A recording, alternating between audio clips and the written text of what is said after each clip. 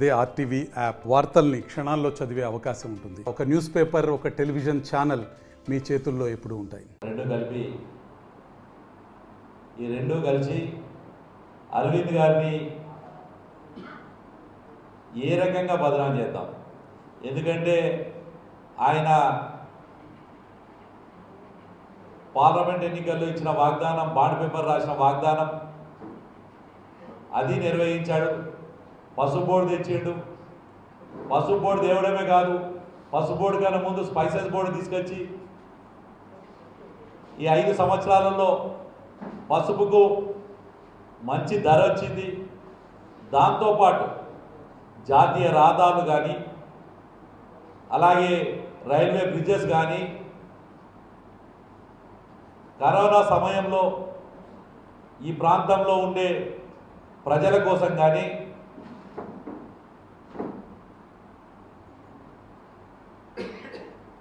అలాగే నిత్యం 200 మంది చిన్నారుల గుండె ఆపరేషన్ చేయించుడు కానీ, కొన్ని వందల కుటుంబాలు భారతీయ జనతా పార్టీ కార్యకర్తలకు సొంత డబ్బులతోని వాళ్ళ దురదృష్టవశాత్తు చనిపోయినా, ఆరోగ్యం బాగలేకపోయినా, వాళ్ళ కుటుంబ సభ్యులు ఎవరన్నా పెళ్ళిళ్ళైనా, లేదు ఆయన గృహప్రవేశం చేసిన, కార్యకర్త గృహప్రవేశం చేసినా అన్ని రకాల ఆదుకుంటూ 1 రూపాయి అవినీతి లేకుండా 5 సంవత్సరాల పార్లమెంట్ సభ్యత్వం కంప్లీట్ చేసుకుంటున్న సందర్భంలో కొత్తగా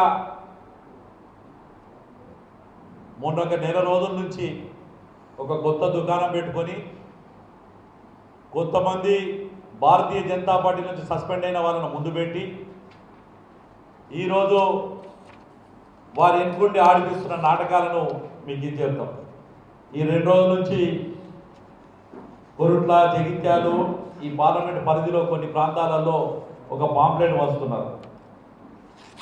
ఆ పాంప్లెట్ వెనుక కాంగ్రెస్ పార్టీకి సంబంధించిన రాజకీయ కుర్రరోధుడు, మేమందరం కూడా, అరవింద్ కూడా వారి తండ్రి తర్వాత తండ్రి ఎంత స్థానం ఇచ్చిన ఎమ్మెల్సీ జీవన్ రెడ్డి గారి తమ్ముడు దేవేందర్ రెడ్డి గారు ఉన్నారు. ఇది బహిరంగ సత్యం. ఇది నేను ఇవాళ జీవన్ రెడ్డి గారిని అడుగుతున్నాను, అన్నా ఎందుకు అన్నా అని సంబోధిస్తున్నామంటే మిమ్మల్ని అందరూ రాజకీయాలు చూసుకుంటూ మేమందరం పెరిగాం కాబట్టి.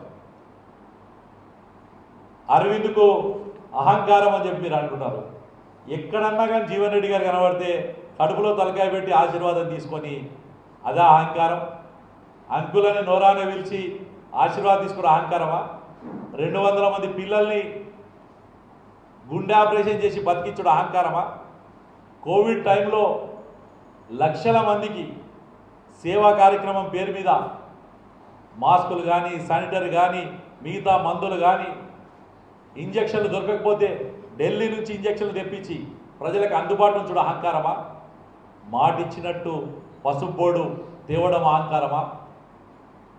30 ఏళ్ల నుంచి మాధవ్ నగర్ ఫ్లైఓవర్ లేకుండా ఈ నిజామాబాద్ పట్టణ ప్రజలు, ముఖ్యంగా రూరల్ ప్రాంత ప్రజలు ఏదైనా యాక్సిడెంట్ అయితే నిజామాబాద్ పట్టణంకి రావాలంటే 2 రైల్వే గేట్లు దాటుకోవాల్సి వచ్చిన పరిస్థితి వచ్చేది. చాలామంది కూడా ఏదైతే ట్రామా దాంట్లో యాక్సిడెంట్లో చనిపోతుందని చెప్పి రిపోర్ట్లు ఉండడం వల్ల 30 ఏళ్ళ కల సహకారం మాధవనగర్ చేయడమా, ఇలా అరసపల్లికి శంకుస్థాపన చేయడమా, మామిడిపల్లిగా అడవి మామిడిపల్లి కానీ, లేదు ఊరు మామిడిపల్లి కానీ, మిగతా బ్రిడ్జెస్ దేవడమా? ఏది అహంకారమో అని నేను అడుగుతున్నా ఇవాళ. మరి నేను అదే జీవన్ రెడ్డి గారిని అడుగుతాను, ఇన్నేళ్ల రాజకీయ జీవితంలో మీ ప్రాంతంలో మామిడికాయ విపరీతంగా పండుతుంది జీవన్ రెడ్డి గారు. ఎన్నడన్నా మామిడికాయ రైతుల గురించి ఆలోచించారా? ఒకప్పుడు జగిత్యాల, మెట్పల్లి అంటే చెరుకు పంటలకు, షుగర్ ఫ్యాక్టరీలకు ఫేమస్. ఎన్నడన్నా మీరు ఇంత పెద్ద రాజకీయ అనుభవం ఉన్న వ్యక్తి షుగర్ ఫ్యాక్టరీలో తెరిపించగలిగారా మీరు? ఇవాళ నేను అడుగుతున్న ఇదే కాదు, మీరు ఇన్నేళ్ళు రాజకీయ జీవితంలో ఉండి ఏం సాధించారు? ఇలా అరవింద్ను అహంకారి అని చెప్పి మీ తమ్ముడు పాంప్లెట్లు పంచుతున్నాడు. జగిత్యాల్లో కొంతమందితో దిష్టిబొమ్మ తగలబెట్టి దాన్ని కేసు కాకుండా చూసుకుంటానని మీ తమ్ముడు కాదా అని నేను అడుగుతున్నా. ఇవాళ జీవన్ రెడ్డి గారిని అడుగుతున్నాను. ప్రతి ఎన్నికలు 2014లో ఇదే చివరి ఎన్నిక అంటది, 2018లో ఇదే చివరి ఎన్నిక అంటది, మొన్న ఎమ్మెల్యే నిలబడ్డప్పుడు ఇదే చివరి ఎన్నిక అంటది, మధ్యలో ఎమ్మెల్సీ అవుతుంది, మళ్ళీ ఇప్పుడు ఎంపీకి కూడా ఇదే చివరి ఎన్నిక అంటున్నారు.